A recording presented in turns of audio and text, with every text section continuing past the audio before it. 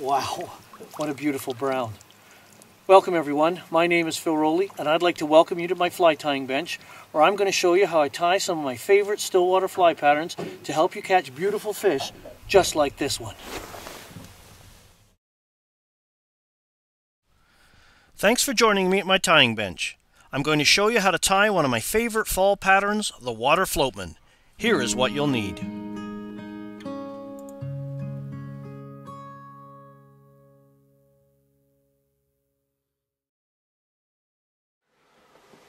So let's tie the water floatman. We're going to start by attaching our tying thread just behind the hook eye,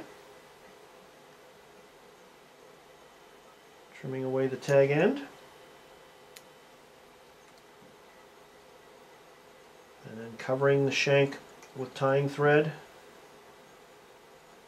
provide a firm thread base so our materials don't roll around. Move the tying thread forward slightly so it's ready to tie in the shell back. For the shell back, I'm going to use a round foam bar, short section. You could also use standard 2 or 3 millimeter sheet foam. 2 millimeter would be better. And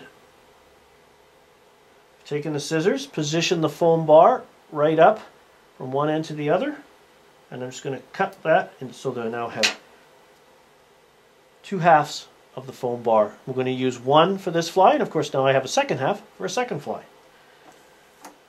I'm going to take one end and just trim to a bit of a point. Doesn't have to be perfect, but it just aids the tie-in.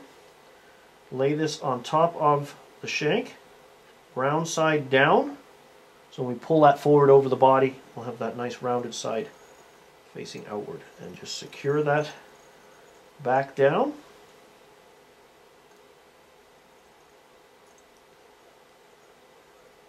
Secure that in place. Now when you make sure that you have enough so that foam will make the trip forward, because it's got to come right over the body, so you don't want to secure too much.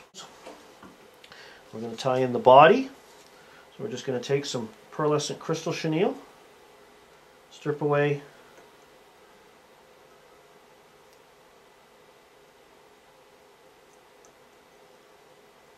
and then secure that in place. Wind the tying thread forward so it's about the 2/3 mark on the hook shank, and that's where we're going to tie in our leg material. The legs are made with super floss, so I've got a short section here of kind of an amber brown coloration. A light tan or a light olive is another good color. You want to match the local water boatman you see in your waters. And we're just going to use figure-8 wraps of thread to secure these legs in place. Don't worry if they're too long right now, because we're going to trim them up to length later. So we're just going to bring our tying thread forward.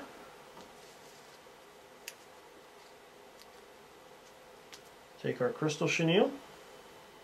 I like to make one complete wrap right at the base. All these legs out of the way. So it's around. Support the hook. I pull on it.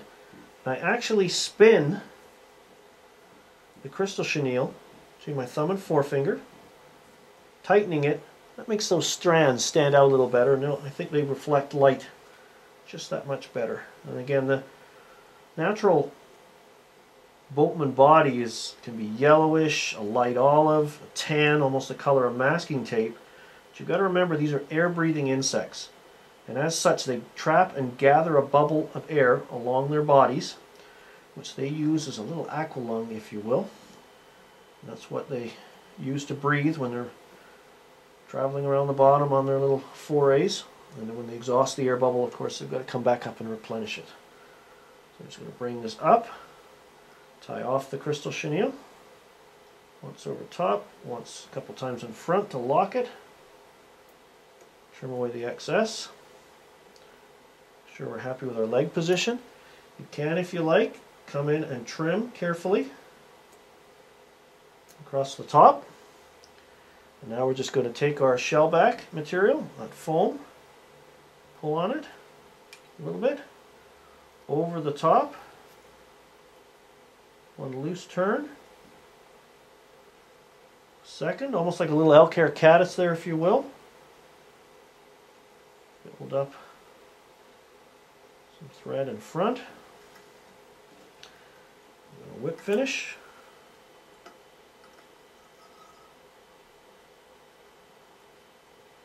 Four or five times will be fine. Disengage. Trim. Tying part. My water floatman is complete. So now I'm just going to reposition it a bit. So you can see to tie the legs. Now when you trimming stretchy materials, you don't want to pull on it and trim while the material's under tension, because you're going to end up with legs shorter than you'd hoped. So I'm just going to support them. You can see they're loose. And I'm going to trim them maybe half a body length past the bend of the hook. And if anything, it's better to have slightly longer legs because they'll move better in the water. These imitate the prominent third set of legs that the water boatman uses to scull its way around the underwater world. There we go, the finished water boatman. You just have to apply a little head cement and you're ready to go. You want to fish this on the surface with a floating line, clear intermediate. Whenever boatmen and backswimmers are active, you want to make sure you have one of these flies on your line because it's proven to be a great little pattern, particularly in the fall and early spring months when boatmen and backswimmers are active.